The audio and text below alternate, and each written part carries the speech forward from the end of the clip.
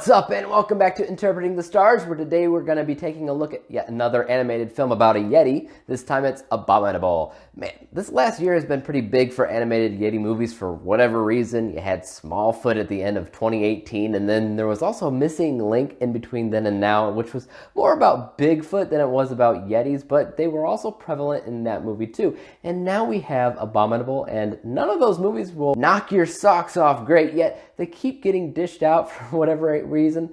Anyways, it was a snow day for my kid today, so I thought we'd check out this one, and I don't mean to be dilatory, so let's get cracking.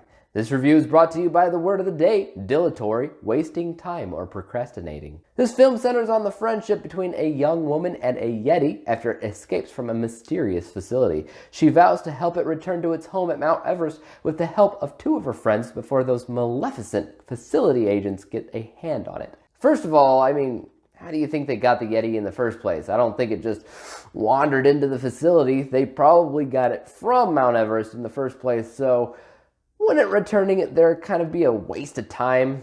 I don't know. It's a kid's movie, so I'm not going to focus too much on that. Instead, I want to look at this through a child's eye, my kid's eye. My kid liked it. He's 4. He's good with anything. I, on the other hand, mostly enjoyed other films that I mentioned before. But again, none of them had been eye-openingly great. Abominable is a film that has its moments. It has moments that sometimes stand out, but a majority of this film is something that I feel like I've seen before. I feel like a big draw for the film is the look of the Yeti itself, which was clearly supposed to be cute, and maybe people will see it that way.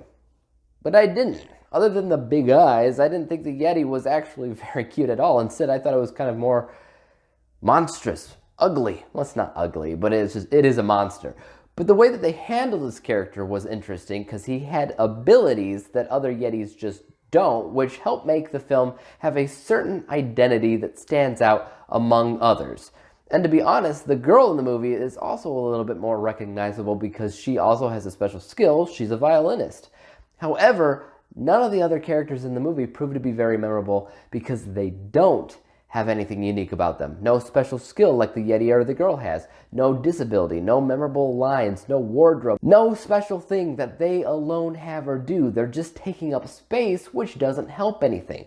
Honestly, I think the biggest problem with this movie is that there's very little attributed to it that makes it feel like it's special. Apart from the special abilities that the Yeti has, the film is very cut and paste whenever it comes down to anything else that happens in the movie. You really do feel like you've seen it before because there is hardly any originality to be found. It's not a movie that was made for families. It was a movie that was geared towards young children and young children alone. It can and will be boring to everybody else. Even the kids that love it now will likely never care to see it again because I doubt children will really be able to connect with the characters on any real level. The only thing that kept my score from being abysmal is the fact that from a technical level, it did do a few things right, especially when you're talking about the narrative.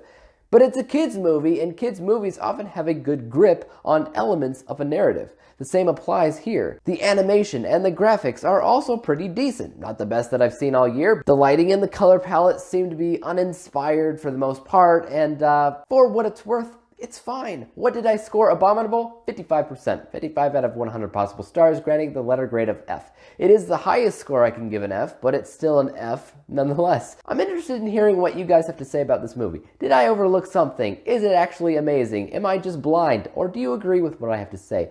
Let me know below. As for YouTube, you know what to do. Hit the subscribe button if you like this review and like to see some more like it. Hit the thumbs up button if that always helps out my channel, which it does. And don't forget about the little bell icon, which helps notify you when I come out with my next review.